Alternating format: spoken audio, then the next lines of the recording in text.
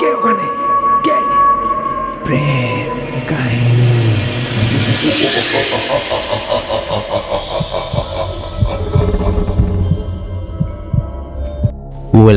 Welcome back to my new episode. সকলকে স্বাগত জানাচ্ছি প্রেত কাহিনীর 25 নম্বর এপিসোডে। ভয়েসে আমি ছোট্ট আছি তোমাদের সঙ্গে। আজ তোমাদের যে ঘটনাটি শোনাতে চলেছি, ঘটনাটি বেশ ইউনিক এবং খুবই ভয়ঙ্কর একটা ঘটনা। সেটা পুরো ঘটনাটি শুনলেই বুঝতে পারবে। তার আগে কিছু কথা বলতে চাই। বেশ কিছু মাস ধরেই আমি তোমাদেরকে ঘটনা দিতে পারছি না, তার জন্যে মন থেকেই ক্ষমা চাইছি, কারণ আমি তোমাদের সাপোর্ট ঠিকঠাক পাচ্ছি না। সো প্লিজ সকলের কাছে একটাই অনুরোধ, তোমরা আমাদের পাশে থাকো, কারণ তোমরা ঠিকঠাক সাপোর্ট না করলে তাহলে হয়তো আমাদের এই পরিবারটাকে আমরা এগিয়ে নিয়ে যেতে পারবো না। সো প্লিজ তোমরা সাপোর্ট করো। তোমাদের কাছে কোনো ভৌতিক বা অলৌকিক ঘটনা থাকলে তোমরা আমাদেরকে শেয়ার করো। শেয়ার করার জন্য ডেসক্রিপশানে থাকা মেল বা স্ক্রিনে থাকা প্রেত কাহিনীর অফিসিয়াল হোয়াটসঅ্যাপ নম্বর রয়েছে, তোমরা ওখান থেকে আমাদের সঙ্গে যোগাযোগ করে ঘটনা পাঠাতে পারো। তো এখানে বেশি কথা বলবো না, সরাসরি ঘটনাতে চলে যাব। আজকের ঘটনা পাঠিয়েছেন রমেশ ঠিক যেইভাবে লিখে পাঠিয়েছেন সেইভাবেই তোমাদেরকে শোনানোর চেষ্টা করছি।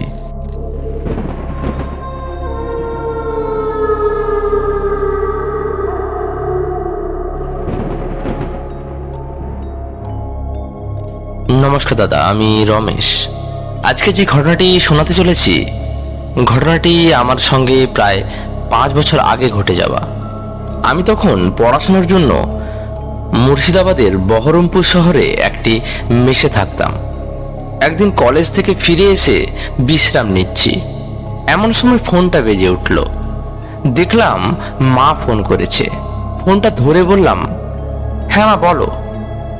মা বলল, তুই বাড়ি আসছিস কখন? আমি তখন বললাম, কালকে যাব মা, আমি এখন খুব ক্লান্ত, এইমাত্র কলেজ থেকে ফিরলাম। কাল বাড়িতে পুজো, মনে আছে তো? না সেটাও ভুলে গেছিস? পুজো তো কালকে, তবে আজকে কি করব ফিরে? মা বলল, পুজোর আগে অনেক কাজ থাকে, তোর বাবা একা হাতে আর কত সামলাবে বলতো, তুই থাকলে ওনার ভালো লাগে আর কি। তাছাড়া ঠাকুর মশাইয়েরও কাল খুব তাড়া আছে, 9টার মধ্যে পুজো সেরে উনি চলে যাবেন। এই ঠাকুর মশাই হলেন রতন চট্টোপাধ্যায়। এককালে তান্ত্রিক হওয়ার জন্য অনেক জায়গায় ঘুরে বেড়িয়েছেন, কিন্তু শেষ পর্যন্ত সংসার জীবনের আকর্ষণের কাছে হার মানে। বর্তমানে পুজো ও জ্যোতিষবিদ্যা নিয়েই ব্যস্ত থাকেন তিনি। মা শেষে বলল, আমি আর কোনো কথা শুনতে চাই না, তুই আজকেই আসবি। আমি আর কথা বাড়ালাম না, বললাম আচ্ছা আসছি। তখন বুঝতে পারিনি কোন ভয়ঙ্কর বিপদ আমার জন্য অপেক্ষা করে আছে। সেটা জানা থাকলে কোনো মতেই সেদিন বাড়ি যেতাম না। এই অবেলায় কোনো গাড়ি পাওয়া যাবে না, তাছাড়া আকাশেও মেঘটা ঘন কালো হয়ে আসছে, যে কোনো সময় বৃষ্টি শুরু হয়ে যাবে। তাই আর দেরি না করেই সাইকেল নিয়ে বেরিয়ে পড়লাম। মোটে 15 কিলোমিটার পথ। মাঝখানে গঙ্গা পার হতে হয় নৌকা করে। নৌকা থেকে নেমে খুব জোর সাইকেল চালানো শুরু করলাম। মনে হচ্ছে যে কোনো সময় বৃষ্টি শুরু হবে। গ্রামে ঢোকার রাস্তায় একটা শ্মশান পড়ে। এককালে এই শ্মশানের খুব বদনাম ছিল। জায়গাটা নাকি এক সময় ভূতপ্রেতদের আড্ডা ছিল, যত সব মিথ্যেবাদীর দল। এই শ্মশানের কাছে আসতেই শুরু হলো প্রবল বৃষ্টি। তাড়াতাড়ি শ্মশানের পাশে একটা গাছের নিচে গিয়ে দাঁড়ালাম। বৃষ্টির সাথে সাথে অন্ধকার চারিদিকে ঘিরে ফেলল। এক নাগাড়ে বৃষ্টি পড়ছে, আমার কোনো নামই নেই। মাঝে মাঝে মনে হতে লাগলো মেঘ দেবতা বুঝি সংসারের সমস্ত ক্রোধ আমার উপরেই বর্ষণ করছেন। কিছুক্ষণ পর দেখি একটা লোক খালি গায়ে শ্মশানে ঘুরে বেড়াচ্ছে। বৃষ্টির জন্য ঠিক চিনতে পারলাম না। মনে হলো লোকটা আর কেউ নয়, আমাদের গ্রামের রামলাল পাগল। আমি তাকে গলা হাঁকিয়ে বললাম, রামলাল, বৃষ্টিতে ভিজছ কেন? এখানে এসে গাছের নিচে দাঁড়াও। রামলাল কোনো জবাব দিল না। এক মনে সে কিছু খুঁজছে। শ্মশানের পোড়ানো চিতাগুলো খুঁটিয়ে খুঁটিয়ে দেখছে। একটা দেখা হয়ে গেলে আর একটা। গায়ের লোম ক্ষণে ক্ষণে খাড়া হয়ে যাচ্ছে। বুঝতেই পারছিলাম না এর জন্য কে দায়ী, ভয় নাকি ঠান্ডা বাতাস। মাঝে মাঝে মনে হচ্ছে এই বুঝি শ্মশানের মাটি ফেলে একটা কঙ্কালের হাত বেরিয়ে এসে আমার পা টেনে ধরবে। আশঙ্কাটা ক্রমশ বেড়েই চলেছে। এমন সময় পাশে কেউ থাকলে মনে একটু সাহস পাওয়া যেত। ওইসব আর কিছু না ভেবে আমি রামলালকে ডাকতে শুরু করলাম। রামলাল, ও রামলাল, ওখানে কি করছো? এখানে আসো।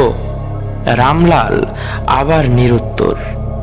আমার মনে হলো পাগলরা বোধহয় কালা হয়, তা না হলে এত জোরে জোরে ডাকার সত্ত্বেও সে শুনতে পাবে না।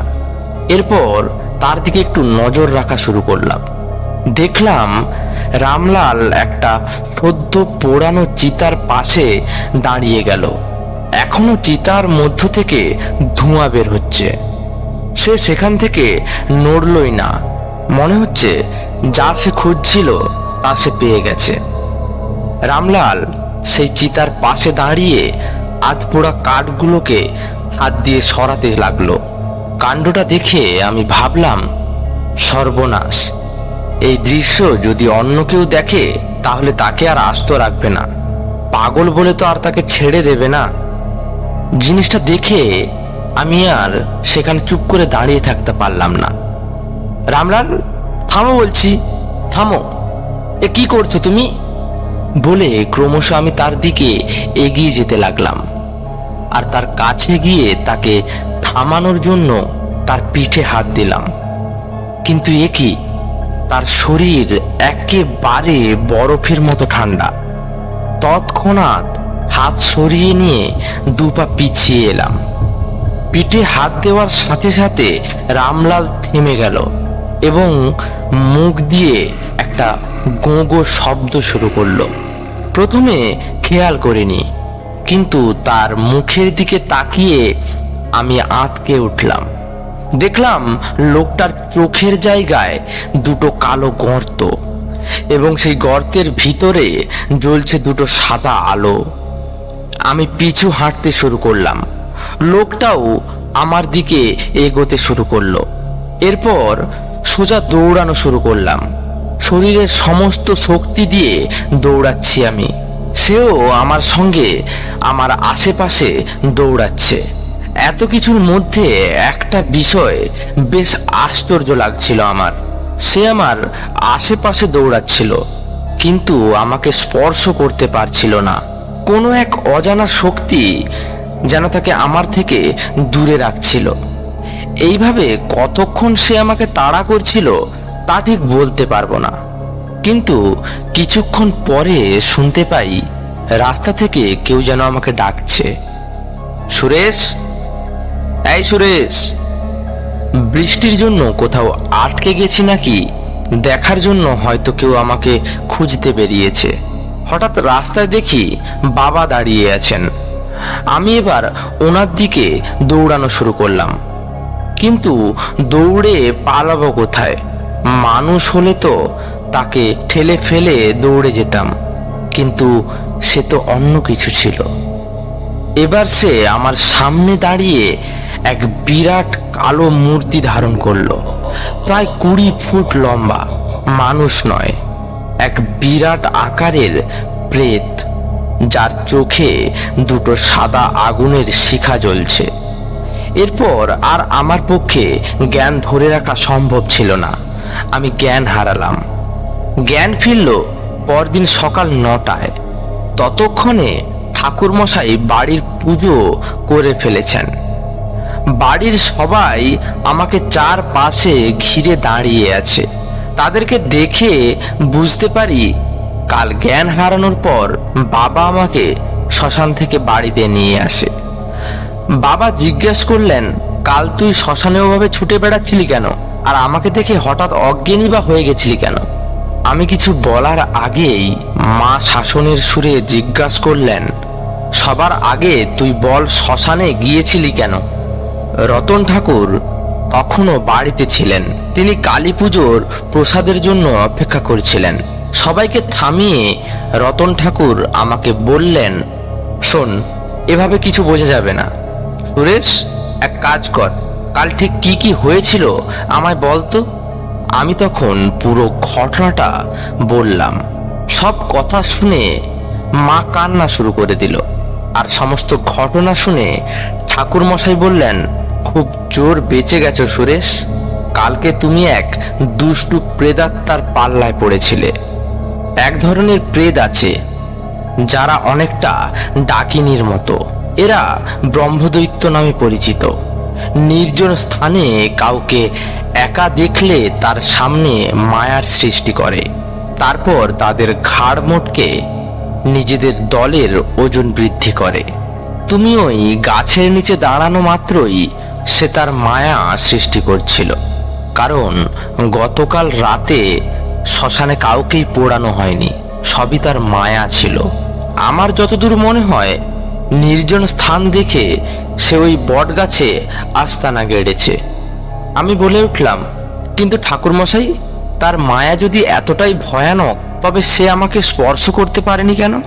ঠাকুরমশাই আমার হাতে বাঁধা একটা লাল সুতোর দিকে আঙুল দেখিয়ে বললেন, গত বছর কালী পুজোর পর এই সুতোটা তোমার মা তোমার হাতে বেঁধে দেয়। এই পবিত্র সুতোর শক্তির জোরেই প্রেতাত্মা তোমাকে স্পর্শ করতে পারেনি। কিন্তু যখন তুমি তাকে নিজে থেকেই স্পর্শ করো, তখন তার মায়া দুর্বল হয়ে যায়, আর তার আসল রূপটা ধীরে ধীরে তোমার সামনে ফুটতে শুরু করে। তুমি শুধু তার চোখের সাদা গর্তটাই দেখেছিলে, কিন্তু আরো কিছুক্ষণ ওভাবে তার দিকে তাকিয়ে থাকলে দেখতে একটা কঙ্কাল তোমার সামনে দাঁড়িয়ে আছে। মায়া ভেঙে যাওয়ার পর আর কোনো উপায় না দেখে সে তোমাকে তাড়া করা শুরু করে, চেষ্টা করে যেন যে কোনো উপায় তোমার হাত থেকে ওই সুতোটা খুলে পড়ে যায়। আর সেটা হলেই তোমার চরম সর্বনাশ হতো। তোমার মায়ের বিশ্বাস আর এই কালী মায়ের আশীর্বাদের জন্য এই যাত্রায় তুমি বেঁচে গেলে। বাবা বললেন, ঠাকুরমশাই, আমি সেই প্রেতাত্মাকে দেখতে পেলাম না কেন? আমি তো সেইখানেই উপস্থিত ছিলাম। সুরেশ তো আমার সামনেই অজ্ঞান হয়ে পড়ে গেল। ঠাকুরমশাই বললেন, আসলে প্রেত ওই গাছের উপরেই ছিল এবং তার মায়ার জন্য সুরেশ তাকে নিজের সামনে দেখেছিল। তাছাড়া সে শুধু সুরেশের উপরই মায়ার সৃষ্টি করেছিল। ভাবতে পারেনি এই ঝড় বৃষ্টির সময় অন্য কেউ সেখানে আসবে। কথাগুলো শুনে আমার মা ঠাকুরমশাইকে জিজ্ঞাসা করলেন, আচ্ছা দাদা, আপনি এত কিছু জানলেন কি করে? উত্তরে ঠাকুরমশাই বললেন, একসময় এইসব বিষয় নিয়ে অনেক চর্চা করেছি। ইচ্ছা ছিল বড় তান্ত্রিক হওয়ার, কিন্তু শেষ পর্যন্ত আর ধৈর্য রাখতে পারিনি। সংসারের টান যে অনেক বড় টান। তবে একেবারে যে ব্যর্থ হয়েছি তা নয়, কিছু শক্তি পেয়েছি, কিন্তু এসব তো আর সবাইকে বলা যায় না। বাবা ঠাকুরমশাইকে বললেন, আচ্ছা দাদা, এই প্রেতাত্মার তো কোনো একটা ব্যবস্থা করা দরকার, তাই না? তা না হলে সেই গাছের নিচ দিয়ে কেউ গেলে তো অকালে প্রাণ হারাবে। এই বিপদ থেকে বাঁচার কি কোনো উপায় নেই? ঠাকুরমশাই বলে উঠল, উপায় একটা আছে, এবং তা এখনই করতে হবে। মাকে উদ্দেশ্য করে তিনি আবার বললেন, একটা পাত্রে কালী মায়ের পুজো করা পবিত্র জল এনে দাও তো বৌমা। মা সাথে সাথে ঠাকুরমশাইকে পুজোর চান জল এনে দিল। এতেই কাজ হবে। এই বলে তিনি শ্মশানের উদ্দেশ্যে রওনা হলেন। আমরাও তার সঙ্গে চললাম। এতক্ষণে গ্রামের অনেকেই ঘটনাটি জেনে গেছিল, তাই তারাও আমাদের সঙ্গে হাঁটতে লাগলো। সেই ভিড়ের মধ্যে আমি রামলাল পাগলকেও দেখতে পেলাম। তাকে দেখে আমার সারা শরীর জ্বলে উঠছিল। ইচ্ছে হলো তাকে ডেকে মাথায় দুটো গাঁটটা মারি। তারপর ভাবলাম, কালকের ঘটনার জন্য তার তো কোনো দোষ নেই, তাই তার উপর রাগটা নিজে থেকেই কমিয়ে নিলাম। আমরা সবাই সেই বট গাছের নিচে এসে উপস্থিত হলাম। এরপর ঠাকুরমশাই বট গাছ থেকে প্রেত ছাড়ানোর ব্যবস্থা শুরু করলো। রাস্তার এক পাশে শ্মশান আর অপর পাশে পুকুর। বাইরে থেকে দেখে মনে হচ্ছে বট গাছটা আর 5টা গাছের মতো, কিন্তু আমি জানি এই গাছে লুকিয়ে আছে এক অদৃশ্য বিভীষিকা, এক ব্রহ্মদৈত্য। ঠাকুরমশাই প্রথমে বট গাছটাকে ভালো করে নিরীক্ষণ করলো। তিনি কি বুঝলেন তা তিনিই জানেন। এরপর মাটি থেকে তিনি একটা কাঠি নিয়ে পাত্রের মধ্যে ডুবিয়ে তা থেকে কিছুটা জল আমার গায়ে ছিটিয়ে দিল, আর আমায় বলল, সুরেশ, এখানে উপস্থিত সব মানুষের গায়ে তাড়াতাড়ি চান জলটা ছিটিয়ে দাও। আমি পাত্রটা নিয়ে সবার গায়ে তাড়াতাড়ি করে চান জলটা ছিটিয়ে দিলাম, আর তারপর পাত্রটা ঠাকুরমশাইয়ের হাতে তুলে দিলাম। তারপর তিনি বট গাছের চারদিকে জল দিয়ে একটা বৃত্ত তৈরি করলেন। আমি জিজ্ঞেস করলাম, এটা কি করছেন ঠাকুরমশাই? তখন ঠাকুরমশাই বলল, এটার নাম চক্রাবৃত্ত। এর কাজ যথাসময়ে জানতে পারবে তুমি। সবাইকে উদ্দেশ্য করে তিনি বললেন, সবাই শোনো, আমি যতক্ষণ না বলবো এই গাছের কাছে কেউ আসবে না। তারপর তিনি যা করলেন তা দেখে সবাই ভয়ে শুকিয়ে কাঠ হয়ে গেল। সেই পাত্র থেকে কিছুটা জল নিয়ে তিনি গাছটায় ছিটিয়ে দিলেন। প্রথমে বট গাছটার একটা ডাল নড়ে উঠল, তারপর দেখলাম পুরো গাছটা দুলতে শুরু করলো। মনে হলো এইমাত্র কারোর ঘুম ভাঙলো। এরপর শুনতে পেলাম একটা গম্ভীর ও কর্কশ গলা। কে রে? কার এত বড় দুঃসাহস যে আমার ঘুম ভাঙায়? আবার ব্রহ্মদৈত্যর সেই রক্তহিম করা কণ্ঠস্বর শুনতে পেলাম। এই অসময়ে কার মরার বাসনা জেগেছে? দেব এখনই সব কটার ঘাটটা মোটকে। ঠাকুরমশাই দেখি দিব্যি দাঁড়িয়ে আছে, তার চোখে মুখে ভয়ের লেশ মাত্র নেই। ঠাকুরমশাই বলে উঠল, তবে রে, তুই প্রেত সিদ্ধি রতন তান্ত্রিককে ভয় দেখাস?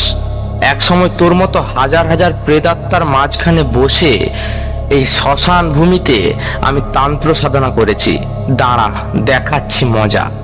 এই বলে তিনি পাত্র থেকে কিছুটা চাঞ্জল হাতে নিয়ে বটগাছের সেই ডালের দিকে ছুঁড়ে দিলেন। সঙ্গে সঙ্গে গাছ থেকে একটা আর্ত চিৎকার ভেসে আসলো। দেখলাম গাছের সেই ডালে একটা মানুষ আকৃতির আগুন জ্বলছে। বুঝলাম ঠাকুরমশাই তন্ত্র বলে ব্রহ্মদৈত্যের গায়ে আগুন লেগেছে। এই সকল জিনিস ভাবতে ভাবতে দেখলাম ওই ব্রহ্মদৈত্যটা লাফ দিয়ে ঠাকুরমশাইয়ের গায়ের উপর পড়ার চেষ্টা করছিল, আর ওখান থেকে লাফ দিতেই দেখলাম ঠাকুরমশাই আগে থেকেই যেই বৃত্তটা এঁকে রেখেছিল সেই বৃত্ত থেকে একটা আগুনের সৃষ্টি হলো, এবং সেই বৃত্ত থেকে সে বাড়াতেই পারছিল না। এতক্ষণে বুঝলাম যে ঠাকুরমশাই গাছটার চারিপাশে বৃত্ত কেন আঁকছিল। এবং তারপরেই সে ব্রহ্মদৈত্যটা মৃদু মৃদু গলায় বলতে লাগলো, আমাকে ছেড়ে দাও, আমি আর কখনো এই গ্রামে আসবো না, আমাকে যেতে দাও। তখন ঠাকুরমশাই বলল, ঠিক আছে, তোকে যেতে দেব, তবে তুই যে এই গ্রাম ছেড়ে দিয়েছিস সেটা বুঝবো কি করে? তখন সেই ব্রহ্মদৈত্যটা বলল যে, আমি এই গ্রাম ছেড়ে চলে যাওয়ার সময় ওই পুকুরের জলটাকে আমি দুভাগে ভাগ করে দিয়ে যাব। এই বলে ব্রহ্মদৈত্যটা গ্রাম ছেড়ে দিল। আর ঠাকুরমশাই তার সমস্ত কাজ শেষ করে আমাদের উদ্দেশ্যে বললেন, যাও এবার যে যার বাড়ি চলে যাও, আর কোনো ভয় নেই। ব্রহ্মদৈত্য এই গ্রাম ছেড়ে চলে গেছে, কখনো আর এই গ্রামে ফিরে আসতে পারবে না। আজকের ঘটনাটি এতটুকুই। তো ঘটনাটি শুনে আপনাদের কেমন লাগলো কমেন্ট করে জানাতে ভুলবেন না, এবং ঘটনাটি ভালো লাগলে লাইক কমেন্ট শেয়ার করে দেবেন। আর চ্যানেলে নতুন হয়ে থাকলে চ্যানেলটিকে সাবস্ক্রাইব করতে ভুলবে না। এবং তোমাদের কাছেও যদি এরকম ভৌতিক বা অলৌকিক কোনো ঘটনা থেকে থাকে তো তোমরাও ঘটনা পাঠাতে পারো ডেসক্রিপশনে থাকা মেল থেকে বা স্ক্রিনে থাকা প্রেত কাহিনীর অফিসিয়াল হোয়াটসঅ্যাপ নম্বর থেকে। আজকের জন্য এতটুকুই, দেখা হচ্ছে পরের এপিসোডে। আজকের মতো সকলকে বাই।